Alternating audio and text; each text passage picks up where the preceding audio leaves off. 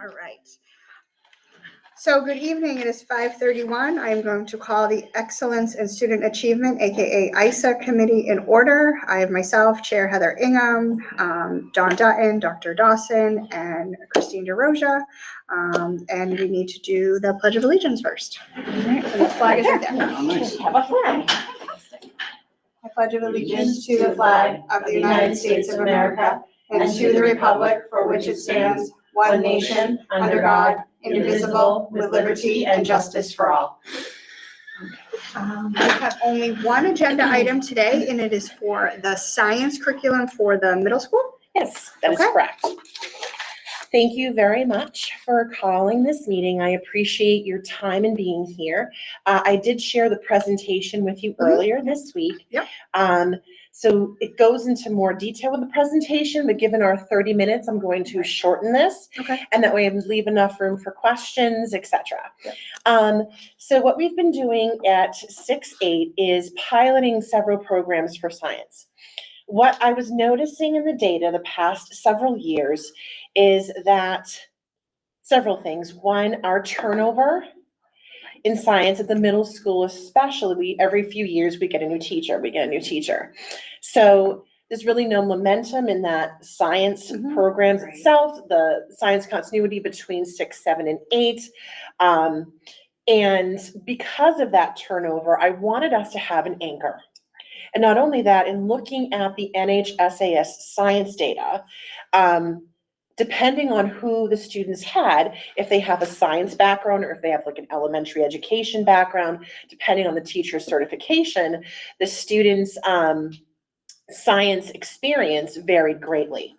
So what I wanted to do moving forward, especially where I have some very dedicated science instructors at the middle school currently, I wanted to take advantage of that. Right.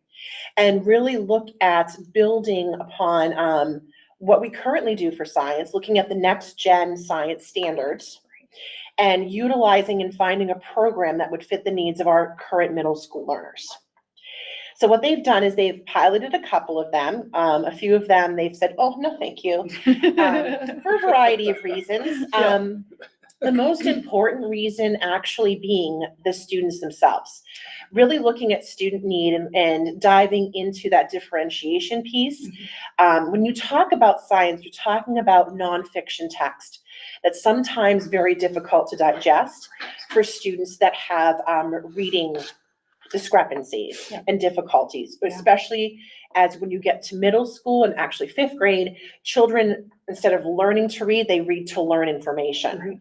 And because the science text can be dry at times, for children that struggle with comprehension, it's very hard for them to even understand what's being asked on an assessment.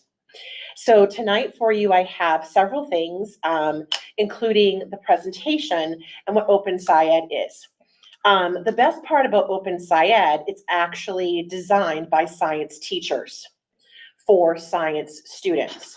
So they were really looking to be looking at science curriculum designed with those next gen standards, but the focus is really on phenomenon-based learning and student-driven inquiry, and getting into those engineering practices and having students actually build something once they've done pieces of a lab where they're trying to work out a problem. And sometimes it's done together in a small group, or sometimes it's done by themselves. So for the sound waves, for instance, which I have some assessments here, the second assessment I'm going to show you is about sound waves. They were able to create an instrument, or they had to have something that had sound. Some kids chose different flutes. Some kids chose water activities that would then carry a sound and show sound waves. So it's also that engineering piece within it that they're like, okay, well, I'm going to be inquisitive and try to figure this out on my own and say, if I have this problem, then what could a solution be?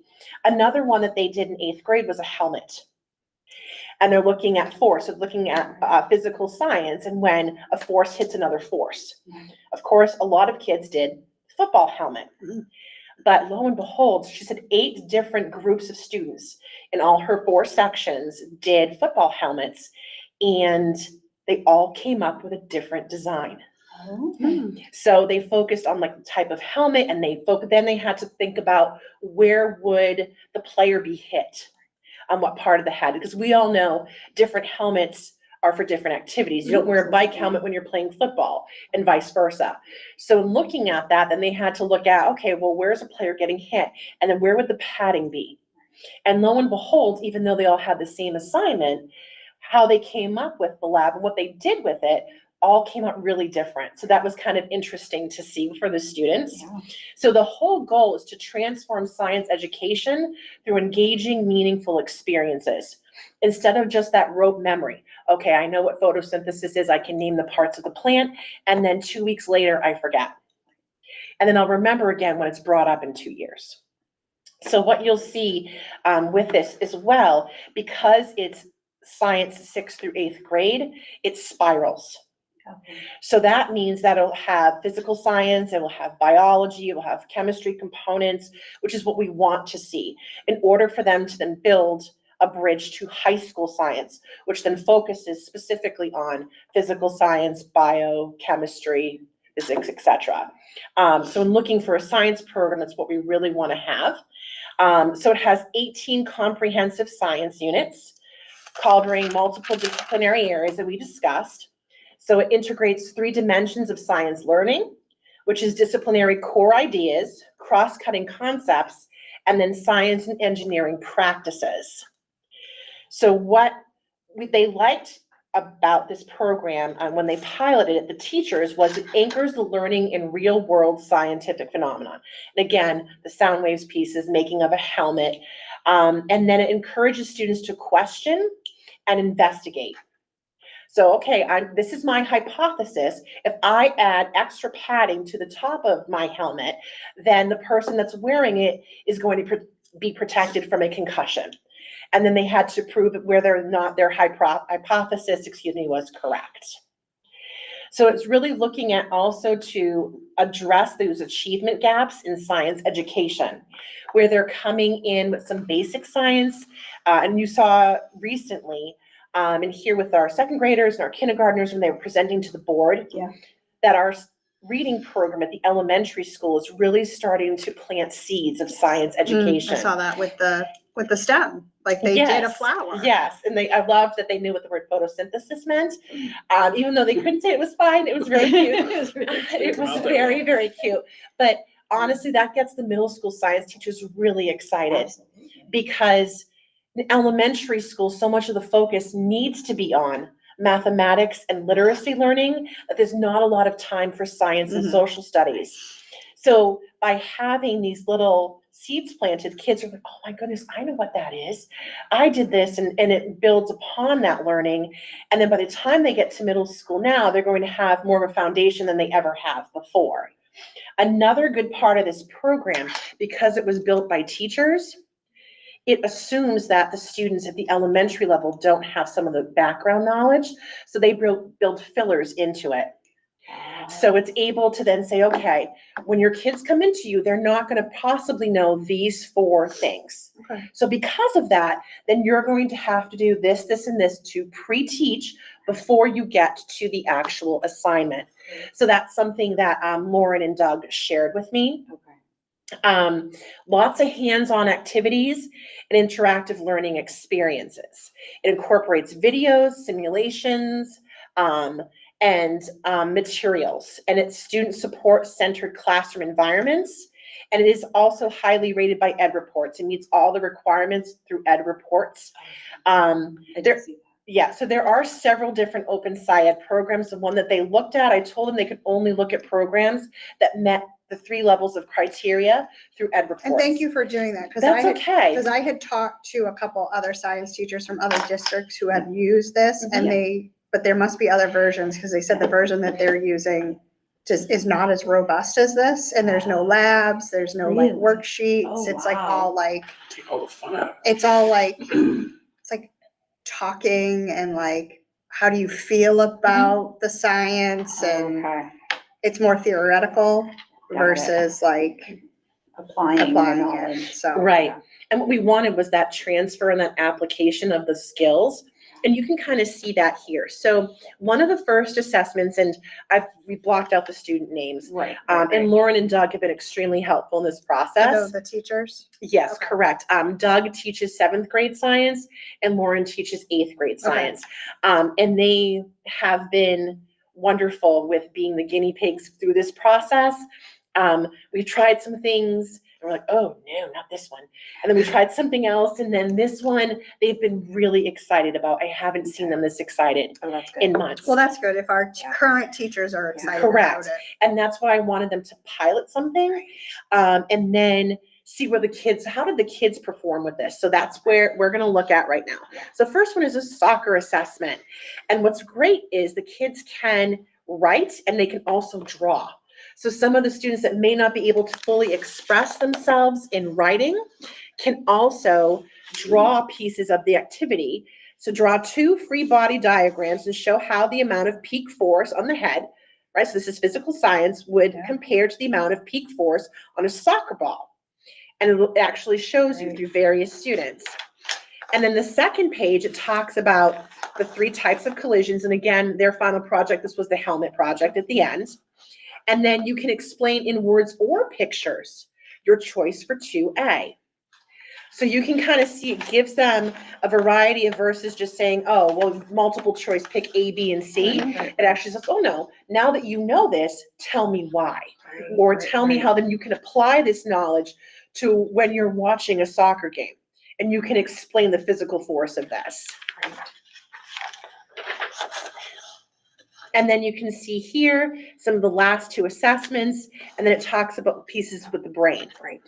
And you can even see like some of the students here, and you can see like Lauren's writing sometimes in here, and where she gives them credit or where they need to work further on those pieces. It talks about moving objects or its speed is bigger. And then she's focusing here. You can see sometimes where she talks about, oh, okay, you need to make sure you use this vocab term, Right. which is wonderful because then it reminds the students to use that very specific content vocabulary in their answers. And it reminds the students to do so, which is how we build vocabulary knowledge. Fantastic. I couldn't walk for a hot second. They must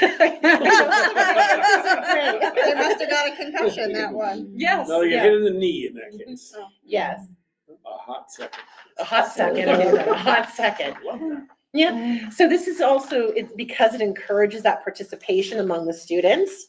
And then obviously it also promotes that collaboration when they're working in a group. We have to design this helmet together. How are we going to do that?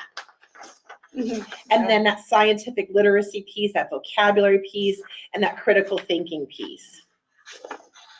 So it has an online platform. There are digital resources for curriculum navigation. They're interactive investigation tools. And what's nice is when they actually do pieces of, let's say, a lab, it's all packed up. So it's all like put together. So they don't have to like try to find the materials to do so. Everything is kind of. So the labs come. Correct. So it's like a nice little meal kit, if you would. Where for high school science, they have larger labs, they have all these materials. The middle school really doesn't have that opportunity to have a larger, big science lab the way a high school class does. So this brings the beakers to them, if you will. Right. That's really cool. And you can see the connecting and the graphical representation to the sounds and how it makes it. And then this is where what's nice is where they're talking about bringing up their NEWA and SAS scores. And so they did a data dive as a team in grade 8. And this is just an example. So what they did was they paired ELA and social studies together to work on the literacy skills.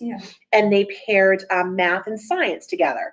And what they're talking about is, okay, area of greatest need based on our data was really statistics and probability.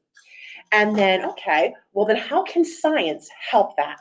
And one of the things they were noticing in the strands of the assessments in the instruction was, oh, graphs.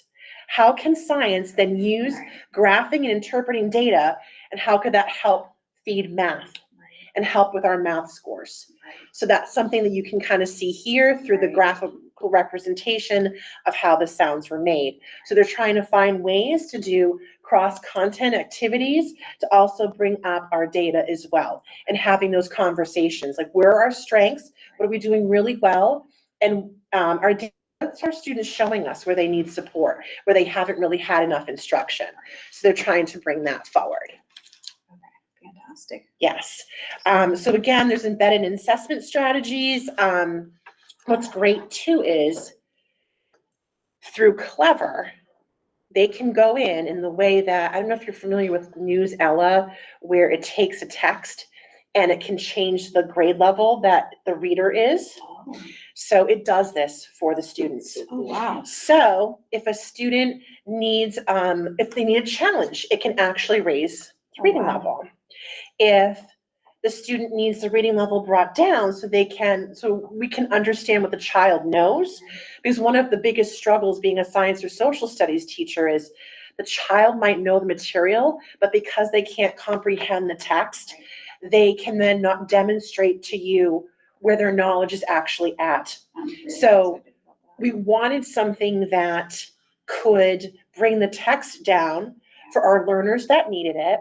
So then even those questions, rephrasing the So question they in a can way. do the same activities as their peers, but the teacher Exactly. can, but they Mhm. don't know that they're doing something different. It kind of looks the same, so everything looks like their peers. They don't stand out, which of course is really important when you're an Absolutely. adolescent. You Yeah. don't want to look different. Yeah. And it's a way to then get that information and at the same time have it so they can understand it. Right. So, and also where the students are working, it's auditory as well, because we have a lot of learners that are very auditory.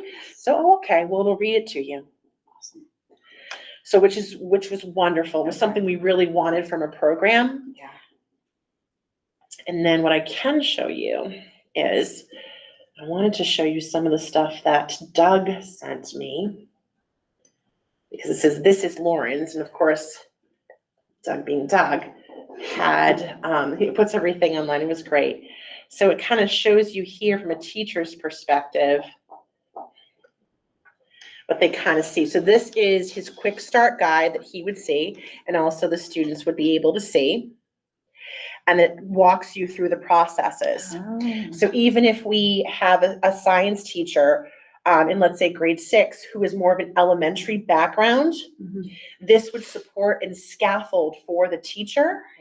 So he or she could provide that same instruction as someone with a very strong science background, which is wonderful. That's fantastic. And then let's see, these are some like planning tools. So everything is kind of set. So this is all about chemical reactions and matter. And it shows you how many lessons, what's a pre-assessment, what's supposed to be a formative, and then where the summatives are. Okay. Which is nice. So again, everything's very laid out and organized for the instructor. That was something that we thought was really important when we were Yes. picking like the math and reading Yeah. programs, because when you have someone that leaves or you have somebody that has to go out long-term, the long-term sub can kind of pick up where needed, or you bring in a new teacher and they can follow right along with where everybody else is. And I want to say Lauren sent me pictures. I asked her to try to dig up a few pictures. Oh, here it is. So these are some of their like musical instruments. Oh, cool. And then I think she sent me, some of the helmet helmets. prototypes. Oh my Oh, gosh. so they made them. Mhm. That's awesome. Yeah. That's fantastic. Find different things, and they each pick their own sport. Or something that would require helmet, horseback riding, Right. football, etc. Yeah. And they all had different pieces of it, which is really That's cool. awesome. And she said, watching them do that activity and try to figure out where to put the padding, where the impact was going to be most meaningful for the Right, padding, right. was really great to listen to the conversations the kids were having. Sure. Well, no, if there's going to be hits on the side, well, they can be hit anywhere. It's football. Like, don't you watch the Patriots? Like, so it was just very interesting. Well, this person, when you really fall, like, where do you fall? Do you fall and hit the back of your head? Like, so we have to make sure we put padding, more padding here, more Right. padding on the Right. sides. Right. And then they're like, well, let's look at data. How are they often hit? Is it something that's a side impact? Does that happen more Mhm. frequently than something that's in the front or the back? And yeah, so it's pretty neat. That's awesome. And that was very brief, but I know you have to start the other meeting at 6. I mean, I feel much better seeing this, you know, what I had gotten originally Oh, of when I was, course. I mean, again, I just started to Yeah. learn about it. I was worried, but no, this looks like this will be really great for our middle school. And I think it sounds like it will align really well with Envision and CKLA. Correct, yes, which is wonderful. And then, my hope is to have the high school science team, Open Ed, which also meets the ed report standards, has bio, chemistry, and physical science. Oh, So it would be nice for us, like we have for mathematics, we have mathematics in a 6-11 program. Yeah. We could then also have science that way as well. Okay. As people come and go, if we had a nice, strong anchor that would provide the students opportunities, the same opportunities, regardless of the situation or the level of licensure with the teacher, I think that would be very helpful. And would the high school be just as robust as this one? Yes, it would be, and it would be very specific to like bio, Yeah. or chemistry versus the spiraling that you see here. Right. It would be much more like bio-based, et cetera, but I would want them obviously to pilot and do something very similar Right. to what the middle school folks did before we move forward. Yeah. Because obviously programs are not cheap. Right. But in talking to Open Ed, which is active learning, I asked for about a 4-year Yeah. contract to see what we get. It would be about $30,000 for 4 years. 4 years. And that's with all the materials and Correct, access yes. And then the online and- consumables obviously we would have to rejuvenate every year. Right. Or things like if a beaker broke or something like Right, that. But yes, yeah. And then we'd need like the materials for the more hands-on projects, but the teachers could build that portion into their science budgets. Right. So we could do it that way. So that 30,000, that would just be for the middle school. That would just Okay. be for the middle school, yes, For for 4 4 years. years. Okay. So it'd be for 6th, 7th, and 8th grade. That is correct. That's $10,000 a grade for 4 years. Total. That's not. Correct. No. And something else here too, before teaching the unit to help build capacity with teachers, because especially if they're a biologist naturally, and they've never taught physical science, it says watch the unit webinar. Oh. They can join the Facebook group for the unit. There's a whole Oh, group wow. of teachers that actually teach the units across the country. And you can Part of that. be part of that and ask questions. Hey, my kids are struggling with Yeah. this portion of lesson 2. What did you do? And what did you do to help Yeah. be successful? Okay. And then there's also like the unit storyline that they can do, which is, I have one here. And then the assessment system overview, the grading planning tool, Okay. which they have here. And this is like the soccer key assessment and really goes through like what the teacher needs to look for. Right. And as far as the rubric, like what is something would be exemplary or have a student master Right. versus where there's going to be some reteaching moments that need to happen. Got it. So Would- less subjective and more defined as to what would be Correct. considered Yes. like, okay, that's awesome. And would we have on-site learning from the developer? Correct, yes, that would be included with the professional development, and that's included in that cost, Okay. yes. And then, so right here, like even the unit overview, and it gives the teacher a note. Lesson 3 is hands-on investigation that requires some advanced material preparation. Okay. Try this investigation before trying it with students. Okay. Yes.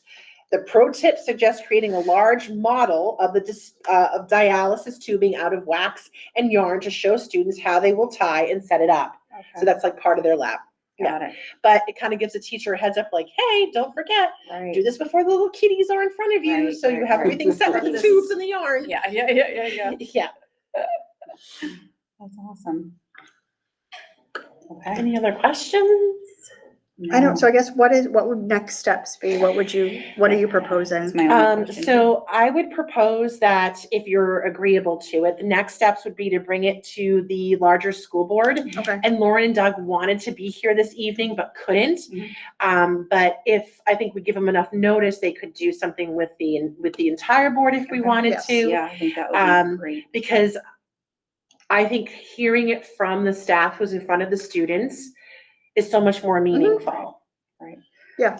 So then I will make a motion to move, open ed as recommended by Christine, to the full board for review. Second. Any discussion? Just super big thank you, Christine. Oh, you're This is welcome. Awesome. No, Oh. thanks, the science teachers did so Yes, much they work did with it. They this. did a tremendous amount of work, but thank you for spearheading this and, You're welcome. and getting this going, because this has been much needed. Any discussion? All in favor?